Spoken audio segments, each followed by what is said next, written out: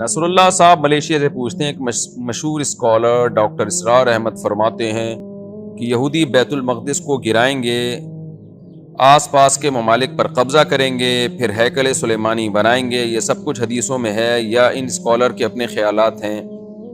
کچھ لوگ تو یہ نظریہ رکھتے ہیں کہ بیت المقدس گرے گا یا پھر ہیکل سلیمانی بنے گا اور پھر اس کے بعد جہاد ہوگا، اس بارے میں رہنمائی فرمائیں۔ جی، ڈاکٹر اسرار صاحب کی وہ تقریر میں نے بھی سنی ہے۔ ڈاکٹر اسرار صاحب کا اپنا تجزیہ تھا، صراحتاً حدیث میں ایسا کچھ نہیں ہے۔ حدیث میں یہ ضرور ہے کہ تمہاری بہت بڑی لڑائی ہوگی یہودیوں سے، تو پھر دجال اور امام مہدی آئیں گے، دجال آئے گا، امام مہدی بھی آئیں گے، اور پھر حضرت عیسیٰ علیہ السلام آئیں گے، دجال کو قتل کریں گے، یہ سب چیزیں ہیں۔ لیکن یہ کہ گریٹ اسرائیل بنے گا، ایسا روایات میں نے کوئی ایسی حدیث میری نظر سے نہیں گزری۔ تو میں سمجھتا ہوں ڈاکٹر اسرار سے وہ ایک اجتہادی غلطی ہوئی ہے تجزیہ کرنے میں، اور اس میں نقصان بھی ہے نا، وہ کلپ لوگ چلا رہے ہیں، تو ہمیں اللہ تعالیٰ سے پوری امید ہے انشاءاللہ گریٹ اسرائیل نہیں بنے گا، اور غزہ پہ بھی اسرائیل کا انشاءاللہ قبضہ نہیں ہوگا۔ صرف گریٹ اسرائیل تو دور کی بات ہے، کیونکہ بہت ٹف ٹائم دیا ہے وہاں کی عوام نے اسرائیل کو۔ ایسا نہیں ہے جیسا ہم سمجھ رہے ہیں کہ غزہ پہ بڑے آرام سے قبضہ ہو جائے گا، کب سے اسرائیل کوشش میں لگا ہوا ہے،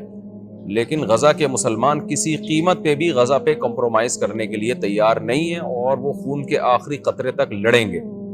چاہے کوئی ان کی مدد کرے یا نہ کرے، وہ نہیں غزہ پہ قبضہ ہونے دیں گے،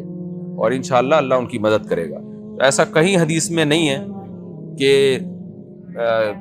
اسرائیل جو ہے وہ اس پہ کامیاب ہو جائے گا اور ہیکل سلیمانی بنائے گا، روایات میں ایسا کوئی نہیں ملتا ہمیں۔ یہ ان کا ایک تجزیہ تھا، اپنا ایک اجتہاد تھا جو وہ بڑے مضبوط لہجے میں بیان کیا کرتے تھے، لیکن روایات میں اس کا کوئی تذکرہ نہیں۔ انسان کا اجتہاد صحیح بھی ہو سکتا ہے، غلط بھی ہو سکتا ہے، جو نصوص ہیں وہ غلط نہیں ہو سکتی، جو نصوص شریعت کی جو نصوص ہیں تو ان میں ایسا کچھ بھی نہیں۔ عبد الرحمن لیاری کراچی سے، میں اس لیے یہ بیان کر رہا ہوں کہ لوگ وہ کلپ چلا کے مایوسی پیدا کروا رہے ہیں لوگوں کے دلوں میں۔ لوگ کہہ رہے ہیں اچھا بھائی یہ بھی بن جائے گا، وہ بھی بن جائے گا، اس کا مطلب جب شکست ہی ہو جائے گی تو پھر فلسطینیوں کو مزاحمت کی ضرورت کیا ہے، جب ایک چیز ہو کے ہی رہنی ہے، تو یہ غلط ہے۔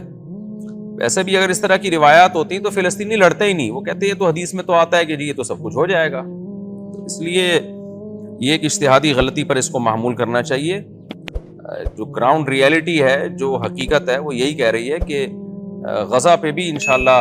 کنٹرول نہیں ہوگا، اور اگر ہو بھی گیا تو وہ دوبارہ کنٹرول ختم ہو جائے گا، جیسے کہ پہلے بھی ایسا ہو چکا ہے، غزہ پہ اسرائیل کنٹرول کر چکا ہے لیکن پھر غزہ دوبارہ چھوڑ چکا ہے، وہ کنٹرول برقرار نہیں رکھ سکا وہاں۔